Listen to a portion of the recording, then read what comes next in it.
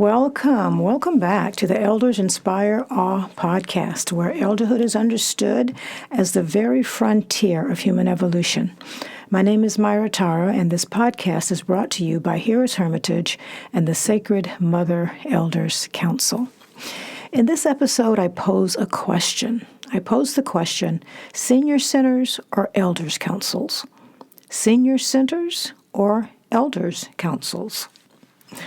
When I was in graduate school, I spent an entire summer working at a senior center in Harlem, New York. Every morning, the place slowly filled with people who had known each other for decades. They greeted each other with ease. There were inside jokes, shared history, familiar laughter. There was no rush, no posturing, just the comfort of long-standing relationship.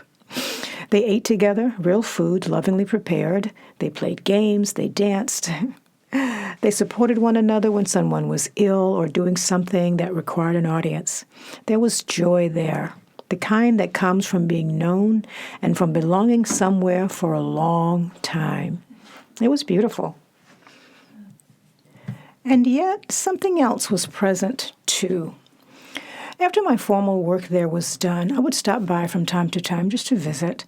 And during those visits, I began to sense something else. Not dissatisfaction, not complaint, but a subtle longing, a sense of wanting more. At the time, I couldn't quite name what that more was. I only knew it wasn't about better activities or newer games or more entertainment. It felt deeper than that, more essential. Looking back now, I believe that longing had to do with the desire for their hard-earned wisdom to matter more.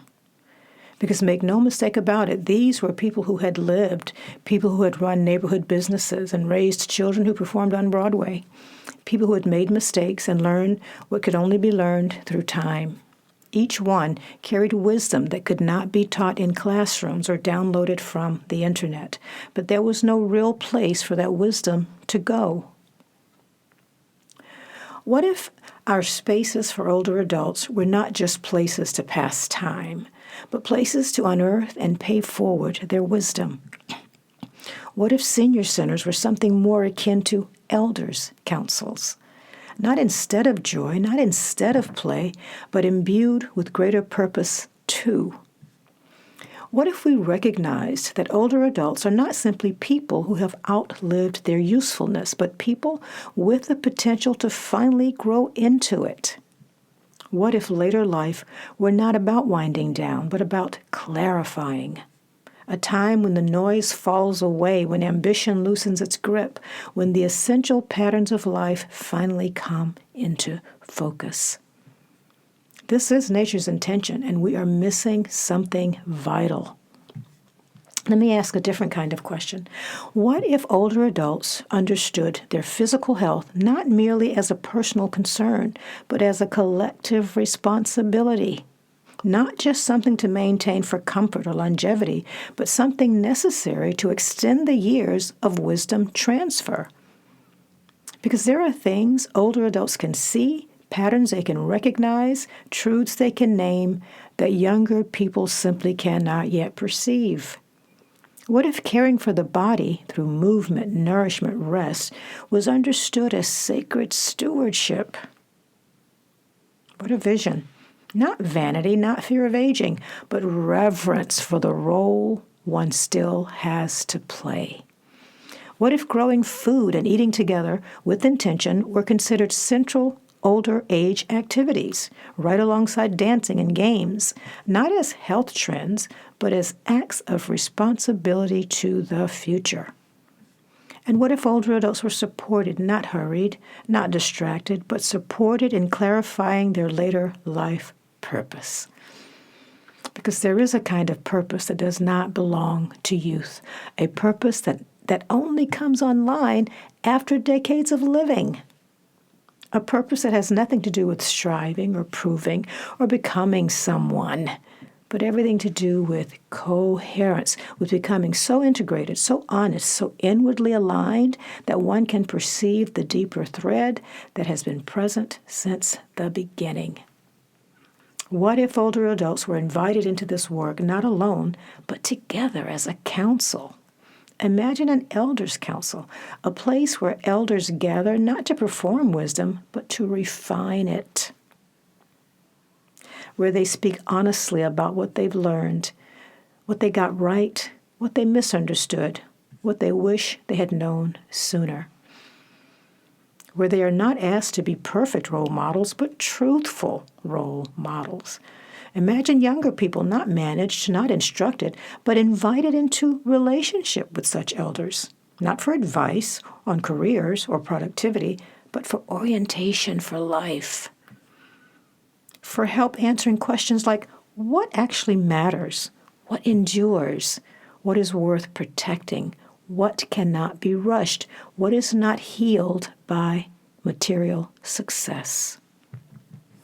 Our culture is starving for this kind of transmission. We have tons of information, but very little guidance. We have mentors for achievement, but not for becoming. And elders sense this absence too, often without language for it.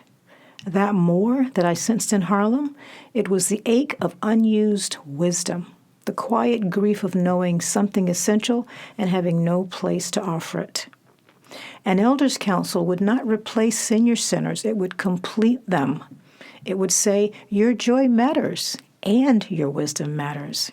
Your body matters and your inner coherence matters. Your friendships matter and your role in the long arc of human life matters too.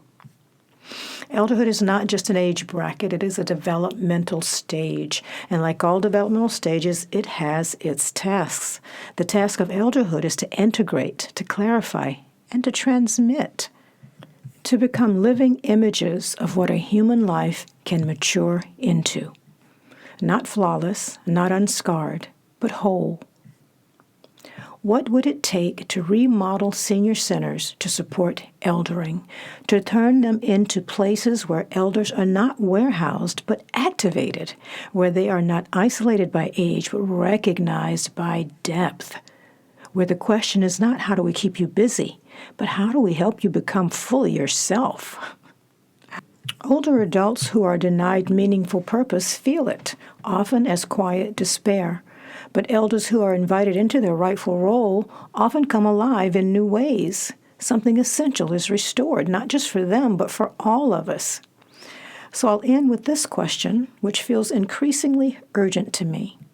What if the future of our culture depends not just on innovation, but also on whether we listen to those who have lived long enough to see patterns? And what if elderhood, properly honored, is one of the greatest untapped resources we have?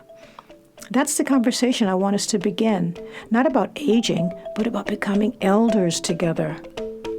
Thank you so much for listening to this Elders Inspire Awe podcast. Until next time, be well.